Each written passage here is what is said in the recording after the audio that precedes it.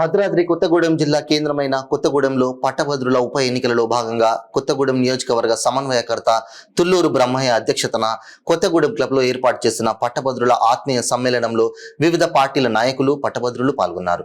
ఈ కార్యక్రమంలో ముఖ్య అతిథిగా కాంగ్రెస్ పార్టీ బలపరిచిన గ్రాడ్యుయేట్ ఎమ్మెల్సీ అభ్యర్థి తీన్మార్ మల్లన్న పాల్గొన్నారు.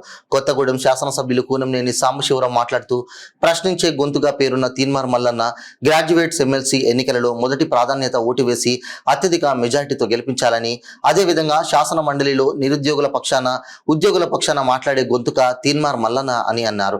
తీన్మార్ మల్లన్న మాట్లాడుతూ ప్రభుత్వం ఇచ్చిన ఉద్యోగ నిరుద్యోగుల హక్కుల కోసం అండగా నిలుస్తానని, ఒక్క అవకాశం ఇవ్వండి, నిరుద్యోగులకు ఉపాధ్యాయులకు అన్ని రంగాల వారికి మీ వాడిలా పనిచేస్తానని అన్నారు.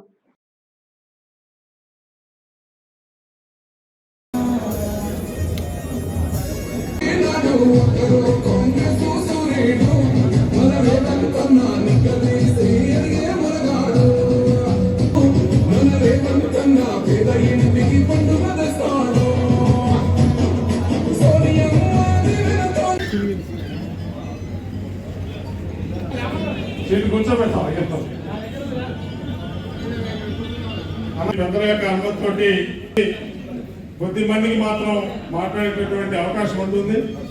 అది కూడా మినిమం 10 మాక్సిమం 10 మినిమంగా.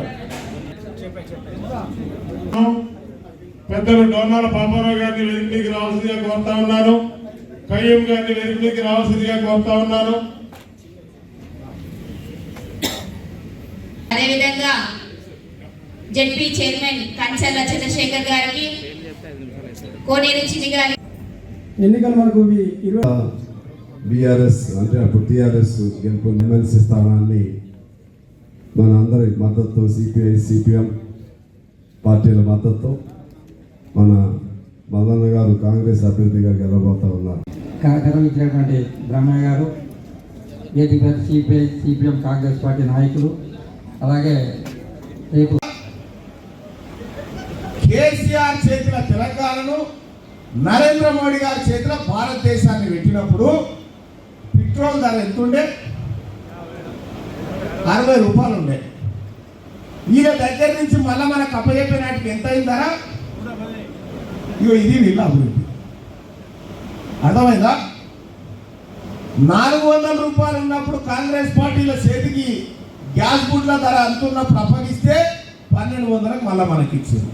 ఇగో ఇది వీళ్ళ అభివృద్ధి. ఉద్యోగాలు భర్తీ చేస్తామని చెప్పి ఇప్పుడే పెద్దలు చెప్పారు రఘురామరెడ్డి గారు. 2 కోట్ల ఉద్యోగాలు భర్తీ చేస్తామని 1 కోటి ఉద్యోగాలు ఖతం చేసేసారు. బిజినెస్ స్టాండర్డ్ లెక్కల ప్రకారం 2025లో మరో 50,000 ఉద్యోగాలు పోతాయని కథనం ఉంది. ఎటువైనా ఈ ఉద్యోగాలు ఏముంది? ప్రైవేట్ పరం చేయడమే. ప్రభుత్వ కంపెనీలన్నీ తీసుకుపోయి ప్రైవేట్ పరం చేయడమే.